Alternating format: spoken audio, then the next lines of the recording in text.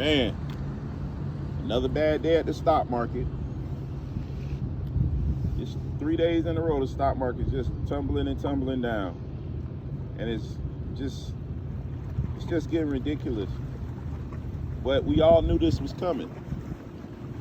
We all understood, that this situation was going to pop up and put us in a tough situation as a non-emergency medical transportation providers. How did we know that, and why did we know it? Well, the way we knew it is because, of course, you have a war going on in Russia and Ukraine, which was pushing the gas prices up already. And I tried to tell you guys about this, back in January, February. That $5 gas is a real thing. It's not, it's affecting everything. And if you haven't felt the effects of it, it's because either A, you're not paying attention and you're not looking at your numbers.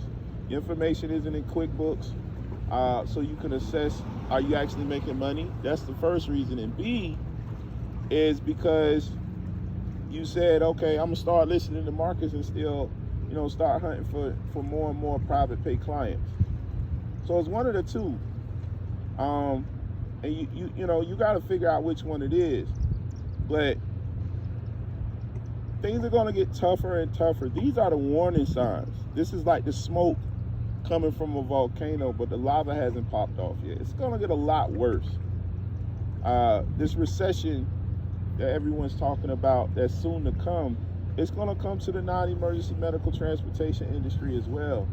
And you guys, you have to be ready for it. And that means two things. Stop chasing brokers and start chasing B2B relationships, B2C relationships. Or B, go do something else. Now, I'm going to give you a C, but it's just because I'm generous and I'm nice, and it's something that's going to start becoming a topic on this channel. You have to diversify your services with your NEMT. Guys, you literally have a cargo van with a lift on the back of it that can lift up to 600 pounds in most cases, or on the side of it. Use those things to your advantage, bro. There's so many things you could do with that wheelchair van, even if it's a ramp van, which I advise against. But even if it's a ramp van, there's so many things that you could do with that vehicle. And you have to start doing stuff with that vehicle. Doing stuff that makes you money with that vehicle, even when you're not doing any EMT trips.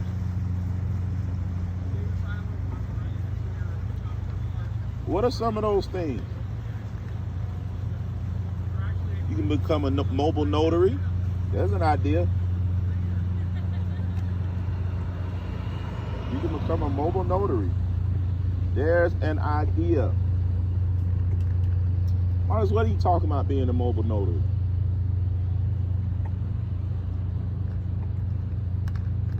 You know exactly what the hell I'm talking about being a mobile notary. Exactly what I said. Go get certified to be a notary and then start signing people's documents for them and processing. How can I do that with clients? Excuse me, you're mobile already. Start focusing on that. That literally can go inside your transportation profile on your Google profile. You're just adding stuff. You're already set up properly because you did a 1-hour consultation with me. So you already know how you're supposed to be set up in all the profiles. So now you're just adding a service that you can provide while you're out on the road. This is just an introductory, but a mobile notary will put you in a great financial situation that'll cover some of the issues that are popping up with this recession. And again, mobile notary services are B2B and B2C. There's no Medicaid broker for notaries. Okay? So you got to go out there and get it out the mud, which is easy for my students because all of you know we're all about B2B and B2C. So you'll literally start building very similar relationships that you're building in the private pay market. One, you're getting out into your community, letting people know about the services that you provide. That's the first thing that you're doing. The second thing you're doing is you're building B2B and B2B relationships out in the community, which again puts you in a better situation to be able to do what? Connect with people with both businesses.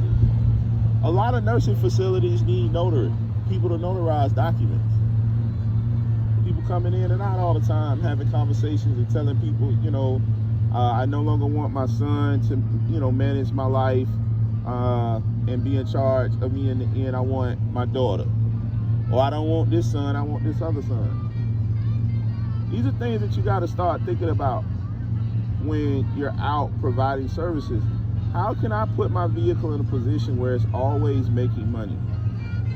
Even if your NEMT opportunities are slow, you get 5 notarized clients at $25 a pop per day. That's like $250.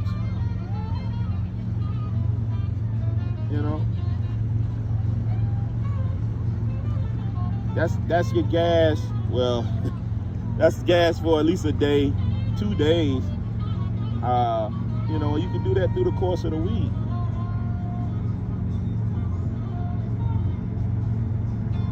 Ideas like this is what you have to start thinking about and implementing when you're providing NEMT services.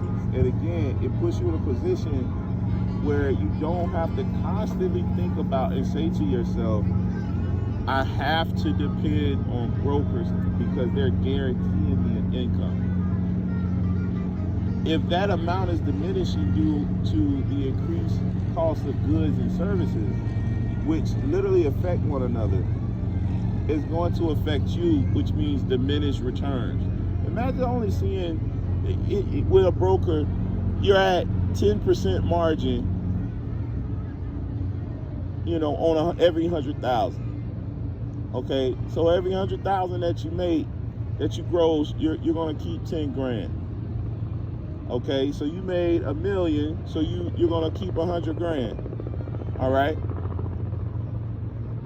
Well, that's great and all, but here's the catch.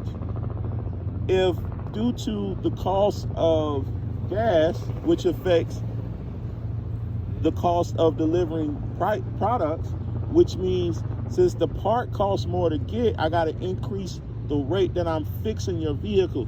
You getting punched in the face like 3 times on that, because that repair shop has to increase their hourly pay to their employees to keep them working, because their cost of life is going up. Their electric bill is going up. Their phone bill is going up. Gas to get back and forth to work is going up. So now you're running into the same situation. Now that 10% on that $1 million has dropped down to 8%, maybe even 7%. Because we know how brokers like to jump from, health plans like to jump from broker to broker every 2 years or so, 3 years. And their rates are never higher, their rates are lower for you. So you have to think about stuff like that. So if you're in a B2B market, those individuals that are actually going to pay for your services are paying with intent. So you don't have to worry about pricing stuff out. Your rate should be in lockstep with the rest of your competition. And it shouldn't be lower than your competition. Your rate should be higher than your competition. The economy shouldn't matter to your NEMT if you focus on building B2B and B2C relationships. Hopefully this has been helpful.